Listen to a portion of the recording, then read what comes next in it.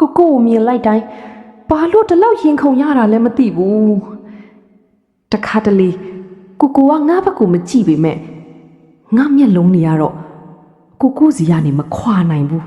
အခုတော့ကြည့်ကိုရီလိုက်တာလीတစ်ချက်နဲ့ငါကဘာတစ်ခုလုံးအေးချမ်းသွားသလိုပဲဟာဒီခံစားချက်ကတကယ်မတရားဘူးပဲကိုကတော့အေးစီးပဲငါကသာတယောက်သေးရင်နေခုန်ပြီးမျက်နှာပူနေတာတခါတလေကိုအနားနီးလာရင်ကိုအသက်ရှူသံအောင်ကြားနေရတယ်လို့ဖြစ်တာပြီးတော့ကိုရဲ့ကိုသိန်းရနံ့လေးကိုငါအိမ်ပြန်ရောက်တဲ့အထိမမေ့ဘူးငါတကယ်မဖြစ်တော့ဘူး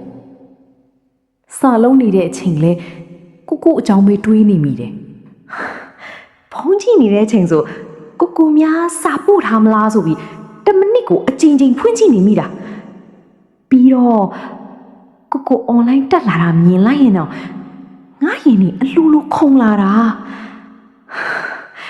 ငါတကယ်ယူနေပြီထင်တယ်ဒါပေမဲ့ဒီလိုယူနေရတာကိုပဲငါသဘောကျနေမိတယ်ကို crush နေရတာကငါနေ့တိုင်းရဲ့ပျော်ရွှင်မှုလိုဖြစ်နေပြီတခါတလေကိုနဲ့မျက်လုံးချင်းစုံမိတဲ့အချိန်ဆိုအချိန်တွေရပ်တန့်သွားသလိုပဲငါနှလုံးခုန်တန်တွေကိုကြားသွားမှတောင်ကြောက်တယ်ဒါပေမဲ့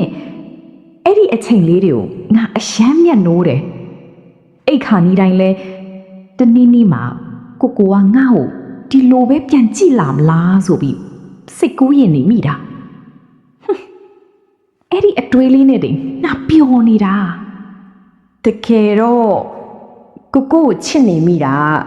တိတ်လေးဆိုပေမဲ့ငါနှလုံးသားတစ်ခုလုံးပြည့်အင်းနေတဲ့ feeling မျိုးကို